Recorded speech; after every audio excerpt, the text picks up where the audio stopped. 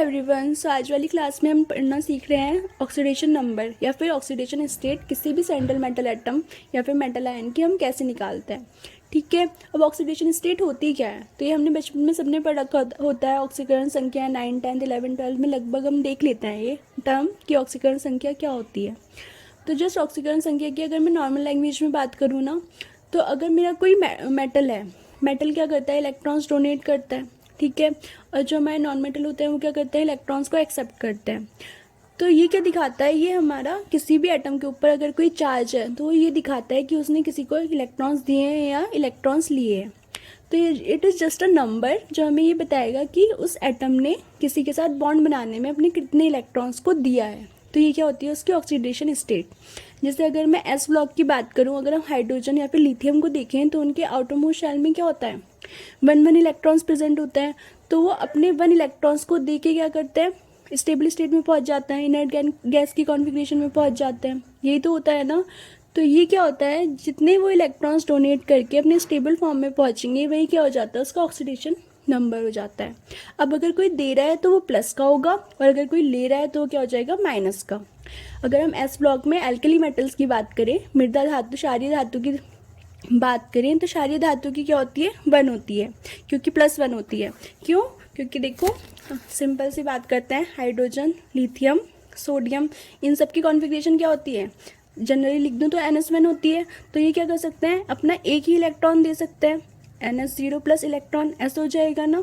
तो ये एक इलेक्ट्रॉन्स को देके स्टेबल हो रहा है। तो इन सब की जो ऑक्सीडेशन स्टेट होती है वो क्या होती है, +1। प्लस क्यों आया, क्योंकि इन्होंने इलेक्ट्रॉन्स को दे दिया।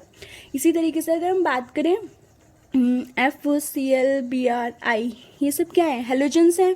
अब अगर हम इसकी कॉन्फ़िगरेशन देखें तो क्या होती है, NH2 NP5। N क्या दिखाता है, जैसे F की बात करें तो 1s2 2s2 2p5 होता है। तो जनरली हमने क्या लिख दिया, N, जो कि इसकी आउटर मोस्ट शेल को दिखा रहा है।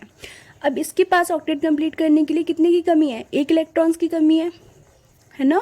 अगर इसे 1 इलेक्ट्रॉन्स मिल जाएगा तो ये क्या हो जाएगा, NS2 NP6 हो जाएगा। वो किसकी कॉन्फ़िगरेशन हो जाएगी, इनर्ट गैस की। तो इनको 1 इलेक्ट्रॉन्स चाहिए, तो ये क्या करेंगे, 1 इलेक्ट्रॉन्स लेंगे। तो इनकी ऑक्सीडेशन स्टेट क्या हो जाएगी, 1, लेकिन किसकी, माइनस की। क्यों, क्योंकि ये इलेक्ट्रॉन्स को ले रहे हैं, तो लेने पे माइनस का साइन आएगा और देने पे प्लस का। ध्यान रखिएगा, ऑक्सीडेशन स्टेट में साइन बहुत मैटर करता है, क्योंकि वो हमें ये बता रहा होता है ना कि इलेक्ट्रॉन्स दिए गए हैं या फिर इलेक्ट्रॉन्स लिए गए हैं। तो अगर हम इसकी जनरली डेफिनेशन देखिए ना, तो क्या है, इट इज़ द नंबर, ये एक नंबर है दैट रिप्रेजेंट, जो कि ये रिप्रेजेंट कर रहा है एन इलेक्ट्रिक चार्ज, एक चार्ज को with an atom or ion का actually has or appear to have when combined with other atom, कि जब हमारा कोई एटम और आयन किसी दूसरे एटम या फिर आयन्स के साथ कंबाइंड होता है तो उसके ऊपर जो चार्ज आता है, मतलब वो इलेक्ट्रॉन्स को दे रहा है या ले रहा है, तो उसको ही हमें क्या करता है, ऑक्सीडेशन नंबर रिप्रेजेंट करता है।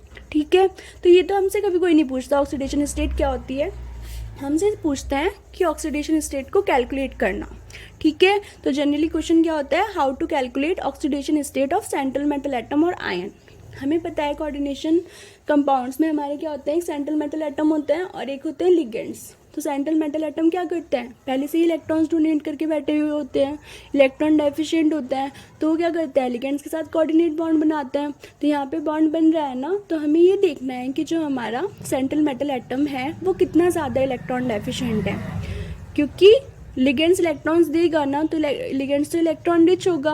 हमें किसकी डेफिशिएंसी देखनी है, सेंट्रल मेटल एटम की, कि उसके ऊपर कितना पॉजिटिव चार्ज है या फिर कितना ज़्यादा +1 का है, +2 का है, +3 का है। तो हमें क्या करना है, ये सब चेक करना है। तो निकालना स्टार्ट करते हैं।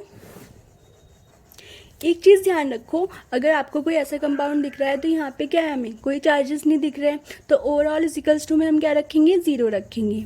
अगर हमें कोऑर्डिनेशन स्फीयर के ऊपर कोई चार्ज दिख रहा है, इसका मतलब क्या है, कोऑर्डिनेशन कंपाउंड्स बनने के बाद टोटल हमारा चार्ज कितना है, -2 का है, या फिर जो भी दिख रहा है चार्ज।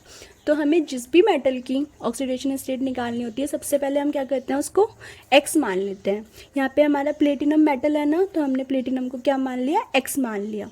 ठीक है, फिर प्लस करा, क्योंकि ओवरऑल देखना है हमें, सारे जितने भी हमारे स्पीसीज होंगे उन सबको हम क्या करते जाएंगे, प्लस करते जाएंगे। अब यहाँ पे हमारे 6 क्लोराइड आयन प्रेजेंट है, तो हमने 6 लिख दिया। अब हमें पता है, अभी हमने देखा है Cl की कितनी होती है, Cl की तो Cl की ऑक्सीडेशन स्टेट हमने देखी है क्या होती है, -1 होती है। तो हम यहाँ क्या लिख देंगे, -1, ठीक है। इजिकल्स टू में क्या लिखेंगे, ये बात ध्यान रखने वाली है। देखो इस कोऑर्डिनेशन स्फीयर के ऊपर कितना चार्ज है, 2- का, मतलब इस मेटल ने और इस लिगेंड ने जो कंपाउंड बनाया है ना वो न्यूट्रल नहीं है, उसके ऊपर कुछ चार्ज है। तो हमें और कितना चार्ज है टोटल, -2 का है, इसलिए हमें इजिकल्स टू में क्या रखना पड़ेगा, -2 रखना पड़ेगा, ठीक है। क्यों रखा, क्योंकि ये मेटल और ये लिगेंड्स मिलकर क्या बना रहे हैं, बॉन्ड बना रहे हैं। अब ये बॉन्ड कंपाउंड जब बन गया ना तब भी ये न्यूट्रल नहीं हुआ। अगर न्यूट्रल होता तो इसके ऊपर कोई चार्ज नहीं होता, तो हम सिंपल क्या रख देते, 0 रख देते। लेकिन इन दोनों ने मिलके जो साझेदारी करी है ना उसके बाद भी कितना चार्ज आ रहा है, 2- का। तो इजिकल्स टू में हमें क्या रखना पड़ेगा, -2, ठीक है। अभी क्या हो गया, x - 6 इजिकल्स टू -2, इधर ही चला जाएगा तो क्या हो जाएगा, 6 - 2 और x की आ गई +4। तो जो यहाँ पर हमारा प्लेटिनम है वो कितने ऑक्सीडेशन स्टेट में एग्जिस्ट कर रहा है, +4 का। इसको आप रोमन लेटर में लिख सकते हो और ऐसे भी लिख सकते हो, है ना, क्योंकि इसने +4 है, मतलब उसने क्या करा है, +4 इलेक्ट्रॉन्स दिए हैं, तो हम उसका ऐसे भी रिप्रेजेंट कर सकते हैं। तो यहाँ पर हमारे मेटल की ऑक्सीडेशन स्टेट आ गई +4। नेक्स्ट निकालना स्टार्ट करते हैं।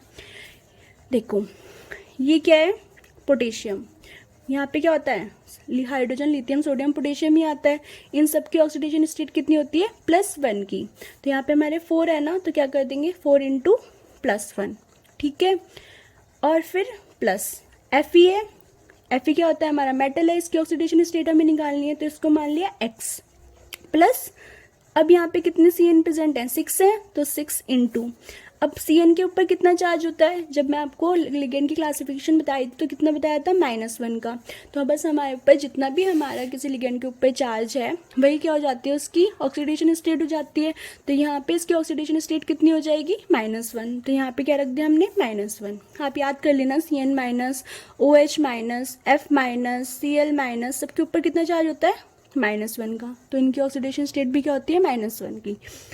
अब देखो यहाँ पर पूरे मॉलिक्यूल के ऊपर कोई चार्ज नहीं है, न्यूट्रल है, तो क्या रख देंगे, 0 रख देंगे। तो कितना आ गया, +4 + x - 6 इजिकल्स टू 0, -6 + 4 कितना हो जाएगा, -2 बचेगा, -2 इजिकल्स टू 0 और x इजिकल्स टू आ गया +2। तो यहाँ पे जो हमारा आयरन है वो कितनी ऑक्सीडेशन स्टेट में प्रेजेंट है, +2 में।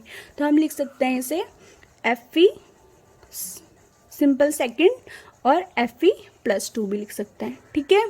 या फिर आप इसे और कैसे कर सकते हो, अगर मैं आपको दूसरा तरीका बताऊं तो, जैसे K4Fe(CN6) है, हमें पता है जब ये आयोनाइज होगा, मतलब जब ये किसी सॉल्यूशन में जाएगा तो ये 4K+ तो अलग हो जाएंगे और ये हमारा कोऑर्डिनेशन स्फीयर वाला पार्ट अलग हो जाएगा।